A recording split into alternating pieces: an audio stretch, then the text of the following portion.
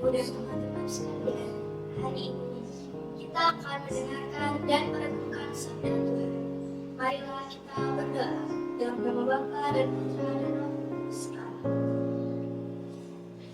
Ya Tuhan Yesus Kristus, dalam menyatukan diri dengan kehendak Ilahi yang Maha Agung, Engkau telah mempersembahkan pada pujian kepada Allah di bumi melalui hadimu yang Maha Kudus, dan sekarang masih melanjutkan mempersembahkan sakramen Ekaristi di mana-mana dan akan tetap meneruskannya hingga akhir dunia.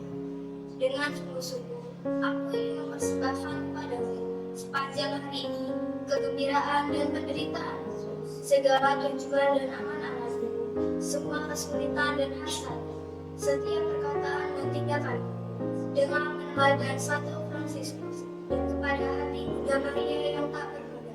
Engkaulah Tuhan kami kini dan sepanjang masa. Amin. Inilah Injil Yesus Kristus menurut Santo Yohanes. Dimuliakanlah Tuhan.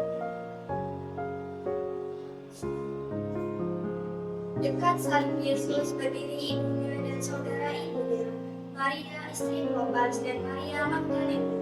Ketika Yesus melihat ibunya dan murid yang dikasihinya di sampingnya, berkatalah ia kepada ibu, "Ibu, inilah anakmu." Kemudian katanya kepada muridnya, "Inilah ibu." Sejak saat itu, murid itu menerima dia di dalam rumahnya. Demikianlah sabda Tuhan. Terpujilah Tuhan. Maria di bawah salib.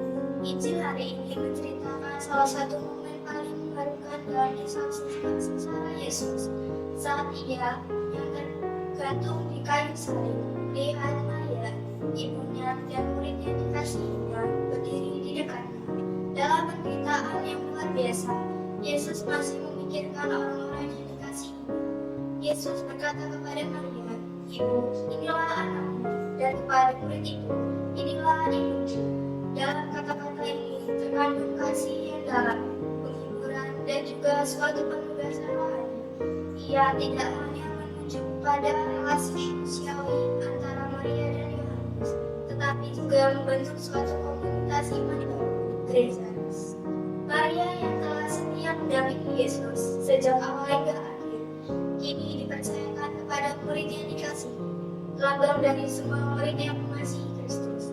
Maka Maria menjadi bunda gereja, ibu bagi semua orang percaya. Ini bukan sekadar gelar simbolik, melainkan realistis rohani yang hidup. Maria mendampingi kita dalam perjalanan iman, mendoakan kita, dan menunjuk kepada kita bagaimana setia pada rencana Allah meski dalam penderitaan. Yohanes di sisi lain menerima tanggung jawab bukan hanya untuk merawat Maria, tetapi juga untuk hidup dalam hubungan yang lebih dalam dengan misteri salib. Sebagai murid yang dikasihi, ia menjadi contoh bagi kita untuk tetap setia berdiri di kaki salib, bahkan ketika banyak orang lain lari.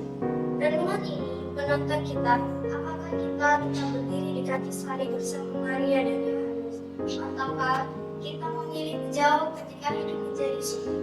Dalam penderitaan Yesus, kita menemukan kasih yang tak tergoyahkan, kasih yang mengikat kita menjadi satu keluarga rohani, dengan Maria sebagai ibu kita dan Yesus sebagai sumber hidup kita.